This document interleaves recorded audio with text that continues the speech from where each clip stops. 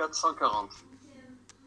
880, point virgule, 440. Entrée.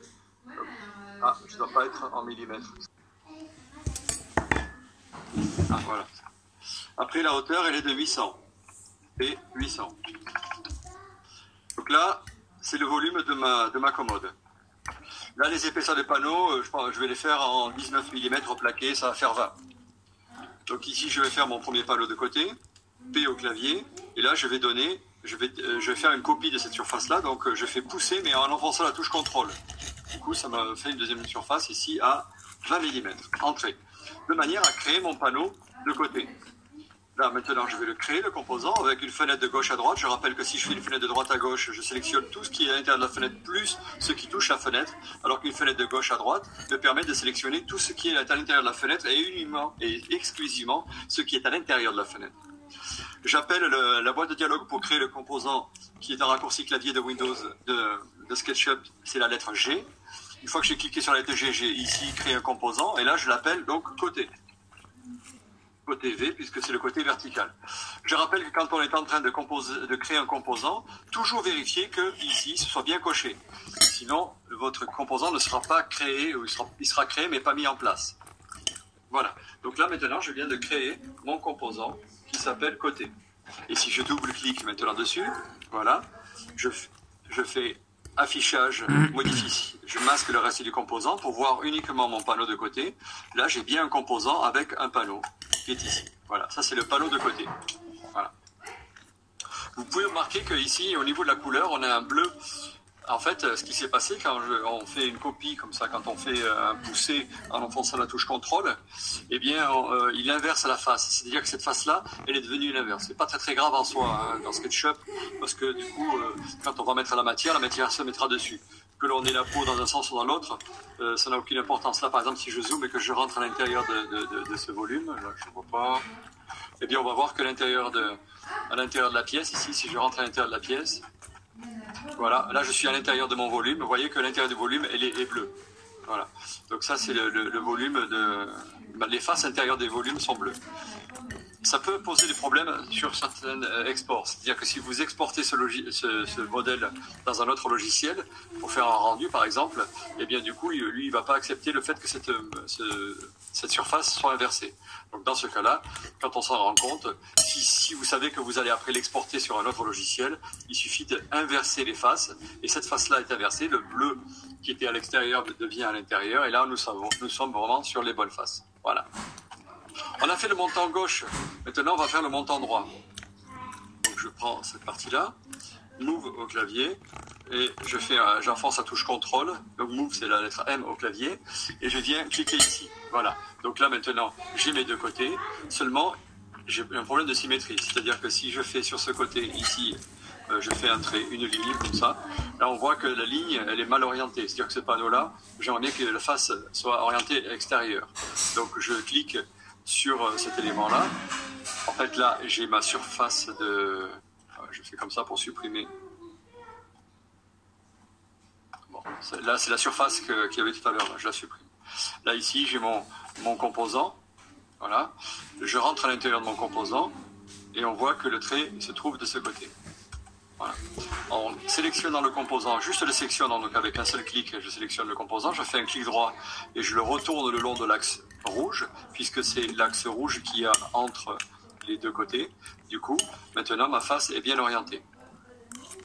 Voilà. Ok. Donc là, ce que je propose maintenant, c'est de créer les autres panneaux, mais je n'ai plus besoin de ces traits-là. Je peux faire une fenêtre comme ça de gauche à droite pour supprimer ce qui est au milieu, mais j'ai peut-être certainement aussi des traits ici là qui sont là, il y a des traits là. Donc pour être sûr de bien faire propre, je sélectionne mes deux éléments que je masque, voilà, et ces éléments là, qui sont les restes de mon volume, je les supprime. Voilà. Maintenant je fais apparaître, édition, révéler, tout. C'est ce que j'ai masqué tout à l'heure, maintenant je le fais revenir. Cette fonction, c'est-à-dire cette manière de travailler en masquer et faire révéler, c'est quelque chose qu'on utilise énormément sur SketchUp au point que j'ai créé un raccourci. Ici, quand on fait révéler tout, j'ai mis un raccourci Alt-R. Voilà. Pour le masquer, par contre, bon, je le fais souvent comme ça, là, parce que c'est assez rapide avec le clic droit, surtout qu'il est en haut de la liste. Voilà. Et si je fais Alt R maintenant, ça me fait réapparaître les éléments que j'ai masqués. Donc, la dernière fois, on avait vu comment créer un raccourci clavier, notamment ici, cette fonction qu'on utilise énormément, masquer le reste du modèle. Ici, c'est quelque chose qu'on utilise beaucoup. Et bien, dans ce cas-là, on va créer un raccourci clavier de cette manière. On va dans Préférences, dans les raccourcis ici, on va faire, donc c'était afficher, c'était masqué, je crois, oui, masqué. Donc je fais dans le moteur recherche tout ce qui est, il y a le mot masque, et là c'était dans afficher, modification du composant, masquer le reste du modèle, c'est celui-là. Et le raccourci clavier que moi j'ai attaché, c'est la lettre U. Donc là il suffit de mettre la lettre U. Une fois que vous, là, pour vous n'aurez rien, vous mettez la lettre U, on appuie sur le plus, et du coup ça va créer le raccourci, et le raccourci sera créé. Voilà. Alors maintenant je vais faire le panneau du haut, donc je clique ici, et je clique là, donc là du coup ça m'a donné automatiquement et systématiquement la bonne longueur. P au clavier pour donner l'épaisseur, pour pousser le volume, et maintenant je le renseigne, je donne 20 mm, voilà, j'ai créé mon panneau du dessus. Je fais une fenêtre de sélection de gauche à droite pour sélectionner le panneau du dessus. J'ai au clavier pour le créer. Donc là, c'est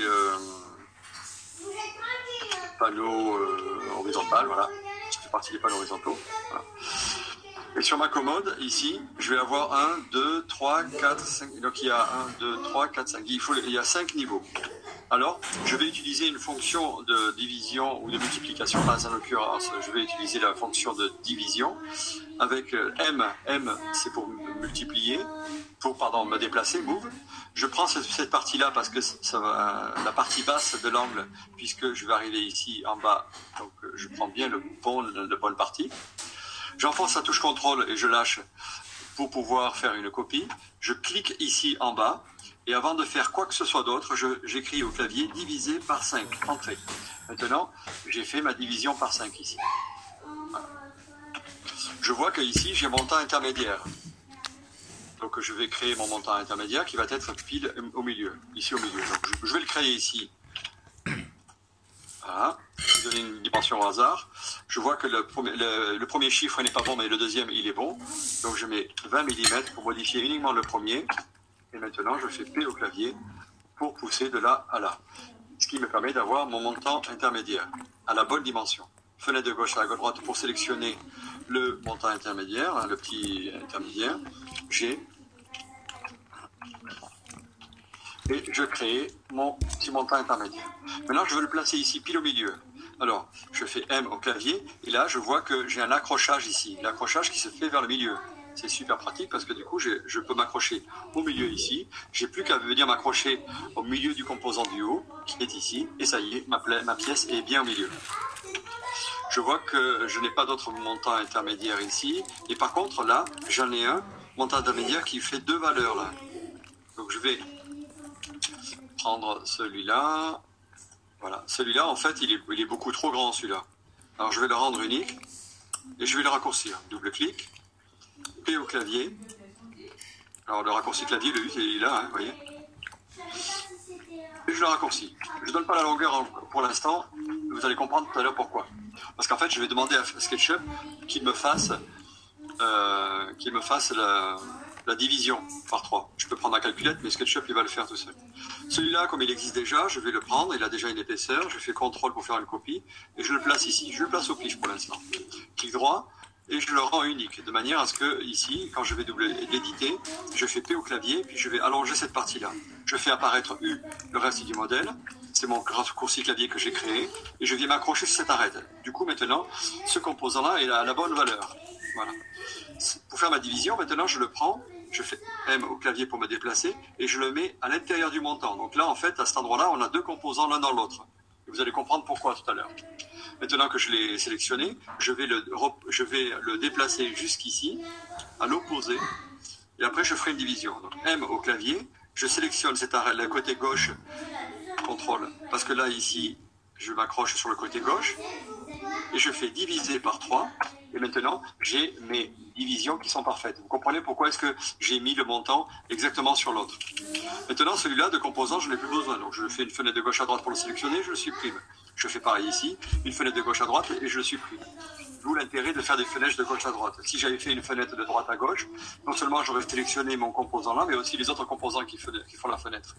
Donc là, avec cette manière-là, je peux vraiment sélectionner avec précision le montant dont je n'ai plus besoin. Donc celui-là, maintenant, je vais l'allonger, et au clavier, je l'allonge jusqu'à cette arête, et ça y est, maintenant, j'ai ma bonne division. Je manque celui qui est ici, et je fais M pour l'accrocher ici, CTRL pour faire une copie, et comme je veux rester à l'horizontale, j'appuie sur la flèche droite de mon clavier. La flèche droite qui m'empêche d'aller dans une autre direction que les axes rouges. Et je clique sur cet axe-là, sur cette arête-là, du coup, le panneau est bien placé. Voilà. Là, je peux enlever ce trait, là, j'en ai plus besoin. Donc, au niveau de l'orientation de mes pièces, là, ici, cette pièce-là, voilà, si je fais un trait ici, voilà, eh bien, elles sont toutes identiques, toutes les pièces. Et ça, c'est pas génial pour le lamello, parce que justement, tout à l'heure, on va avoir un problème d'orientation. Donc là, déjà, celui-là, il est exactement le même que celui-là. Il est pas le même, parce que ce panneau-là, ici, va avoir des lamellos en bout, et il va avoir des lamellos ici, là. Voilà. En fait, ces deux panneaux-là sont presque identiques, si ce n'est que derrière, ici, je vais faire une rainure. Je vais mettre une rainure pour mettre un panneau. Donc, en fait, dans les panneaux horizontaux, il y en a aucun. Si c'est celui-là, ces deux-là, celui-là et celui-là, ils seront identiques. Ces deux-là seront identiques. Mais par contre, celui-là, il n'est pas identique aux autres, ni à celui du bas, ni au reste. Donc je vais le rendre unique. Celui-là, il est tout seul, je le rends unique. Celui-là et ces deux-là sont identiques par inversion. Donc par contre, celui-là, je vais le retourner. Retourner le long de l'axe vertical, le bleu. Vous voyez, donc là, il y a un trait en haut. Là, j'ai mon trait en bas. Donc ils sont symétriques en haut et en bas. Donc il faudrait bien que je fasse attention. Là, les lamellos, je les ferai par rapport à ce parement-là. Et là, les lamellos, je le ferai par rapport à ce trait-là. Cette étagère-là, voilà, donc là, elle est orientée vers le haut aussi. Et celle-là, je vais la rendre unique aussi. Et je la retourne le long de l'axe bleu, puisque je veux que ce soit en fleur en bas. Voilà. Donc là, je vérifie si c'est bien, si les deux couples là sont bien ensemble. Donc pour cela, je double-clique dessus pour rentrer dans le mode édition et je vois que les deux sont sélectionnés. Très bien. Celui-là, les deux sont clones et symétriques. Celui-là, il doit être tout seul. OK. Celui-là, il doit être tout seul. OK. Celui-là, il doit être celui du bas, il doit être tout seul. Ok, voilà. Donc j'ai bien mes composants qui sont intelligemment faits. Voilà. Pour la rainure à l'arrière, ici, sur le panneau de côté, on va faire une rainure de 15 mm. Une rainure de 5 à 15 mm. Donc je fais un petit guide sur l'axe vert, pardon. Je fais un guide à 15 mm. Et là, je vais faire ma rainure. Voilà, une rainure de 5. Donc là, il m'a marqué 30,7. Donc je mets 0,5. Voilà. Profondeur de ma rainure, je vais la faire de 12. Voilà. Et maintenant, je vais la pousser jusqu'en bas. Voilà. Donc j'ai une rainure qui va jusqu'en bas. Et là, je l'ai fait arrêter. Et on peut regarder de l'autre côté, j'ai ma rainure aussi. Ce qui fait que ce panneau-là, ici, il est trop profond. Alors, je vais le pousser. P au clavier, je pousse. Je fais apparaître le reste du modèle en enfonçant la touche U de mon clavier. Et je viens prendre la première arête. Voilà. Celui-là, double-clic, P au clavier et je pousse jusqu'à ce niveau-là. Celui-là, je fais P au clavier pour pousser et être jusqu'à ce niveau-là. Voilà. Et donc, tous ces panneaux-là, ici, je les mets à la même profondeur. Et jusqu'à ce niveau-là. Voilà. Donc là, on a bien tous les panneaux. Donc, je peux mettre mon arrière. Je vais faire ma rainure, d'ailleurs, ici. Voilà, je vais faire ma rainure, R au clavier, je clique ici, et hop, voilà, 35, quoi. U, je pousse, voilà, j'aurais pu la dessiner sur le bout et après la pousser, je fais comme ça, c'est plus rapide pour moi, donc 12 mm, et je pousse de là jusqu'à l'autre arête, voilà. Je peux faire par exemple, parce que là je peux avoir une rainure en bas, je peux par exemple sélectionner ça, CTRL C, avec la touche raccourci clavier Windows, CTRL-C. Là, je fais CTRL-V. Et là, j'ai ma rainure. Voilà. Et là, je pousse de là jusque là. Voilà, le contrôle. Je rappelle que sur SketchUp, il y a deux manières de copier. La manière où on copie, où on donne un point de départ, un point d'arrivée, exactement comme sur AutoCAD. C'est la fonction M de déplacement, de move, M de déplacement, et après on donne le point de départ, point d'arrivée. Ou sinon, on fait le CTRL-C, CTRL-V, CTRL-C copier, CTRL-V coller. Exactement comme tous les raccourcis de Windows. Voilà. Alors, je vais mettre un petit arrière, je vais faire un arrière, voilà, de là, de cette arête ici. Voilà. Une épaisseur de 5 mm, entrée, triple clic pour sélectionner l'ensemble de mon objet, ou alors je fais une fenêtre de sélection ici, voilà, avec de gauche à droite pour sélectionner tout l'élément, G, et je l'appelle arrière. Maintenant, bon, là, mon panneau il n'est pas en rainure, double clic pour entrer à l'intérieur. Et là, je vais pousser cette surface-là de 11 mm, puisque je vais mettre un mm de jeu. Ma dernière valeur étant le 11, donc je double-clique. Je me vais dans le coin opposé, voilà. Je zoome dessus, double-clic, voilà. Donc j'ai augmenté mon panneau de 11 mm en périphérie tout autour.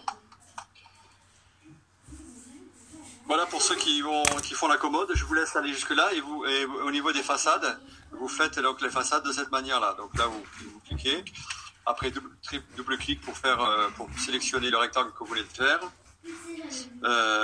J'ai au clavier, on appelle façade.